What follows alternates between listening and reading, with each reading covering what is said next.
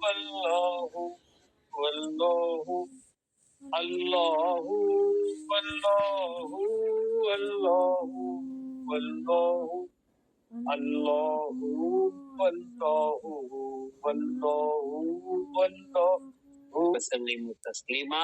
اللهم صل على سيدنا محمد وعلى آل سيدنا محمد وبارك وسلم. بسم الله الرحمن الرحيم. الحمد لله رب العالمين الرحمن الرحيم مالك يوم الدين. إياك نعبد وإياك نستعين اهدنا الصراط المستقيم صراط الذين أنعمت عليهم غير المغضوب عليهم ولا الضالين. قل هو الله أحد والله الصمد لم يلد ولم يولد ولم يكن له كفوا أحد. قل هو الله أحد والله الصمد لم يلد ولم يولد ولم يكن له كفوا أحد. قل هو الله أحد والله الصمد لم يلد ولم يولد ولم يكن له كفوا أحد. اللهم صل على سيدنا محمد وعلى آل سيدنا محمد وبارك وسلم.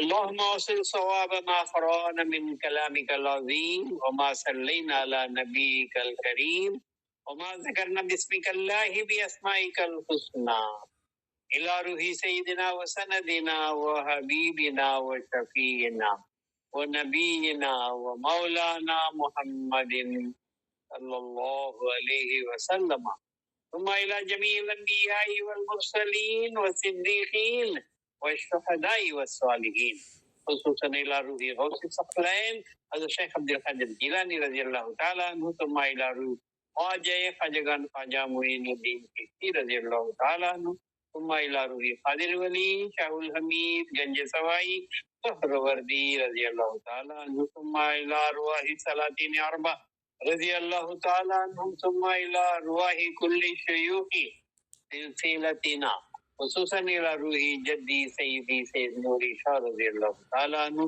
ثم إلى روح سیدی و مرشدی و مولائی سیدنا سید محمد عامر کلیمی شاہ رحمۃ اللہ علیہ ورضی اللہ تعالیٰ عنہ، ثم إلى أرواح والدین رحمۃ اللہ علیہما، ثم إلى أرواح الذین سبقونا بالایمان.